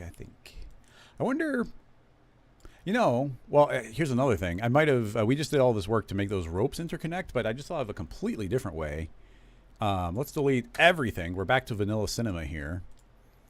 And if I'm going to randomize this. I just want some different chunks. So now you can see we got these chunks going here. Check this out. I didn't even think about this. If we go into our soft body, oh, that's why it happened. The soft body, in the same way that those connectors, I kept on updating the connectors, we have those soft body lines, and those soft body lines are based on indexes. And you can see here, they're all kind of crisscrossing each other, and they're crisscrossing each other because they're still based on the original one. That's why we had all that internal structure, because when I changed the chunk size near the end, that was happening. Now, if I trigger any kind of refresh here, I guess not that one. Here, now you can see that it's updated. Now all these lines are internal to these, and that is now maintaining the that's why they were floating. But here's a cool thing you can do. Right now we're saying these are all internal, like every one of these chunks is kind of getting extra structure inside of them. But you can say, actually, you only can collide with, you're going to shoot out the front side and you're going to collide with the front side. So now what's happening is all of these, it's going to be difficult to see, but all of these are shooting out random lasers and they're actually connecting to other blocks. So what we can do is say a max length. So I'm going to say, if it's any longer than, say, 40, it can't make the line. And even that's still decently long. You see that one's crisscrossing all the way over to there. It's always difficult to see these. But these are now building connections between each other. If we... Here's our random spread. I think we do want a decent amount of random spread. And we could make more connections here. So you can see that there's... I just have to kind of make assumptions. And definitely some of these corners, like I kind of wish there's some connections happening there. There just aren't. We could do different random seeds and maybe eventually some of those would. And you can choose a direction based on like a field. I don't think we need to worry about that. But anyway, now without using any of that mesh to spline or creating a second one of these, there are now connections actually made between them. So if we hit play, you can see that all of those are kind of stuck together now. Like it's maintaining a structure. So a way easier way of doing it. If we add some softness in there, then I think those will be able to, yeah, now you can see that they're kind of behaving more like a pile. We do have a target length, so we could say that they, yeah, actually you could even keyframe this, but we say 120, and now you see all of them spring out a little bit. Now there's a little extra space where they're allowed to bend and twist. If we add more softness, then I think they should be pretty free to just be kind of a blob. Yeah, so you just got this blob of them all going. Seems to be a little bit of conflict. Maybe a line's passing through one or something. You get a lot of energy coming from that little guy. But yeah, you can see that here's a simplified version of that connection. Let's just make a different random connection. Hope it calms down. Ooh, there's just that one chunk, that one little floater. It's very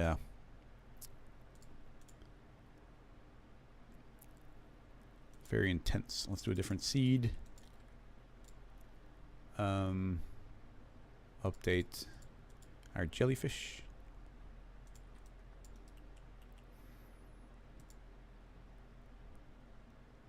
I think there's still one chunk that's got a lot of energy. I don't have a good explanation for that.